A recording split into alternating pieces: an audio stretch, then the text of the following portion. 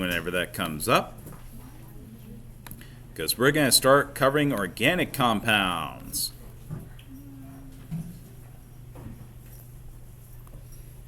Anybody ever heard of organic food? Anybody ever heard of scientific organic, not random organic they used to sell you things? Okay. Is the organic food aisle, does that have any sort of actual rules? No, not really.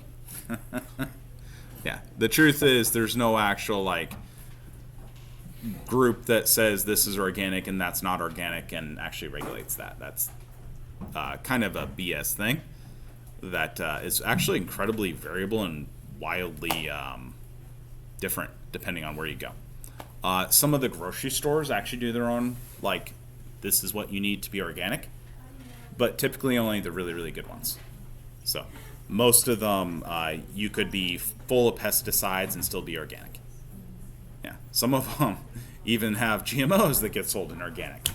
They're older GMOs, but they're GMOs. So it's pretty wild. It's a very wild west.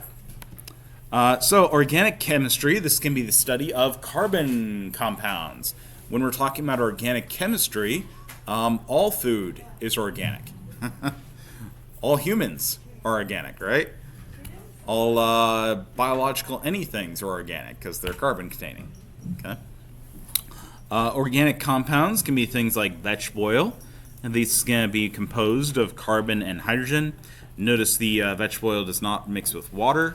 What does that do to? Water is polar, vegetable oil is non-polar. You got it. So most organic compounds will actually be non-polar. There are polar organic compounds as well, though. An organic compound is going to be a compound made from carbon and hydrogen atoms. They may also contain other nonmetals such as oxygen, sulfur, nitrogen, phosphorus, or halogen. Typically, if they contain a metal in them, they're considered inorganic, okay, as in not organic.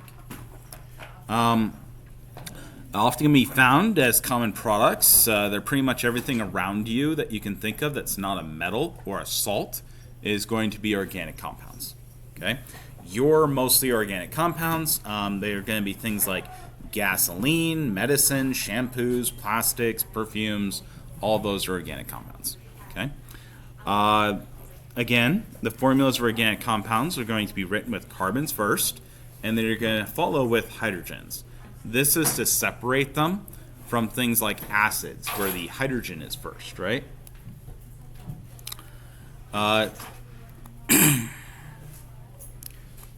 Okay.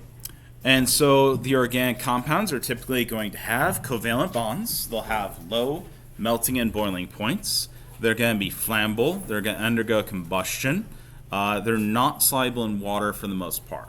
So now these are not strict rules. For example, you can have things that have fairly high boiling points. You can have organic molecules that are soluble in water. In fact, anybody ever heard of the alcohol you drink of? Like the alcohol in drinks?